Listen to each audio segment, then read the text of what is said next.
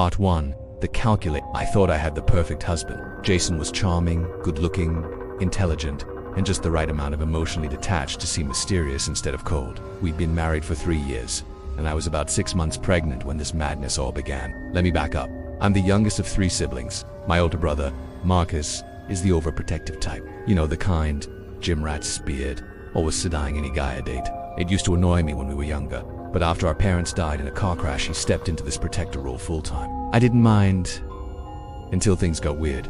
It started with a damn calculator. Not even kidding. Jason had this sleek, black Casio graphing calculator he used when handling our budgeting. I had to see it out sometimes, usually next to his laptop, with strange numbers on the screen. I thought nothing of it until one night when I couldn't sleep and wandered into his home office.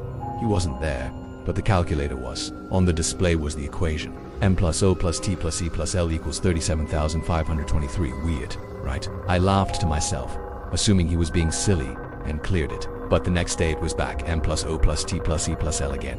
I asked him about it. He played it off, said he was just messing with letter-to-number conversion. Okay, nerd stuff, I let it slide. A week later, Marcus came by to help me fix a broken window latch. Jason wasn't home, and while we worked, I made the dumb mistake of bringing up the calculator.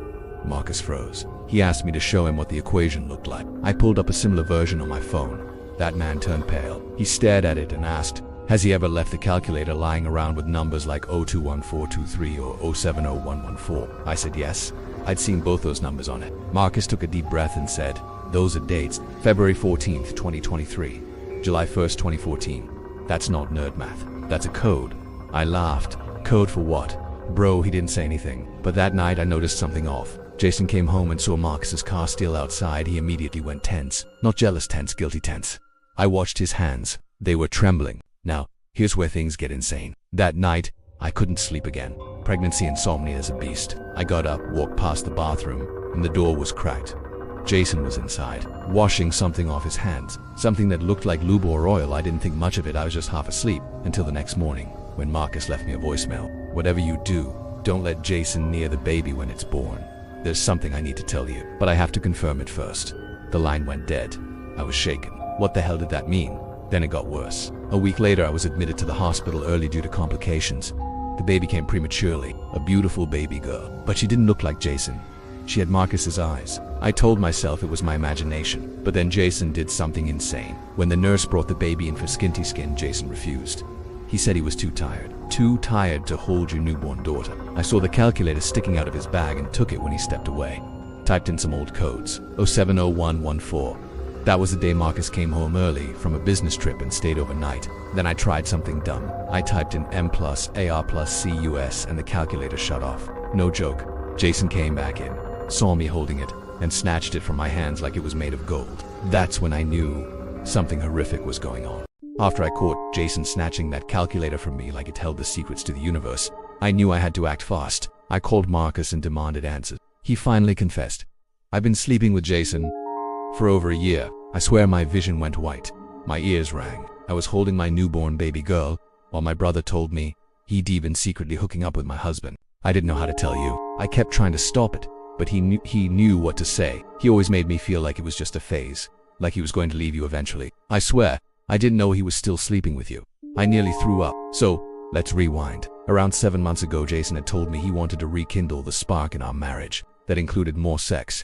Randomly, out of nowhere, one night in particular, he came home from a late gym session, showered super quickly, then initiated sex almost instantly after I remembered it, because it was out of character. I also remembered it because that night is the exact time frame when my baby was likely conceived. Suddenly, Marcus's words started connecting dots in my head like a murder board. I asked, Marcus, were you with him that day? Long silence, then yeah. Earlier at his office. That's when I felt the blood drain from my face. Something in my body told me what was coming, a horror that even the worst betrayal hadn't prepared me for. I told Marcus I was getting a paternity test, not for Jason, for him. The test came 2 weeks later. I used one of those private labs that offers discreet sibling paternity panels. I didn't want Jason to even know I was suspicious. I told him the baby had jaundice so I could collect a cheek swab unnoticed. I had Marcus send us in too. The results, 99.98% probability that Marcus is the biological father of my child. Let that sink in. My brother is the father of my daughter, and how? Because Jason, my husband, had sex with me while my brother's DNA was still inside him. They must have hooked up literally hours before Jason came home and slept with me. The lab tech who called me even said, This is rare, but not impossible. You'd be surprised how often we see indirect DNA transfer in close timeframes, especially involving bisexual or same-sex partners transitioning between partners without cleansing thoroughly. It's biology. I fell apart. This wasn't just betrayal, this was violation on every level. I confronted them both.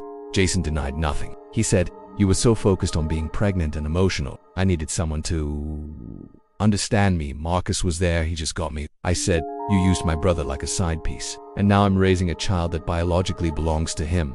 Through you." And Marcus, that coward, said nothing. Just cried. Over and over again. My family exploded. My aunt stopped speaking to me entirely. She said I should have never gotten involved with such a feminine man. My cousin said I should just raise the baby and move on. As if I am not living inside an episode of American Horror Story. Jason moved out. Marcus stopped coming around. But I kept the calculator. A week later I opened the back cover. Guess what was inside? Tiny notes, folded and stuffed into the battery compartment. Real old-school spy Shasterix tea. They were love notes from Marcus. One of them said, "I wish you could leave her. I hate lying. I hate seeing her belly grow, knowing it might not even be yours." They both knew, the whole time, that little black calculator ended up being the Pandora's box. That stupid machine exposed the fact that I was carrying my brother as child. All because my husband didn't bother to wash himself off after cheating. I'm in therapy now. The baby's healthy, beautiful. She looks more like me than either of them. Thank God. But when people ask who the father is, I just say, "You wouldn't believe me if I told you."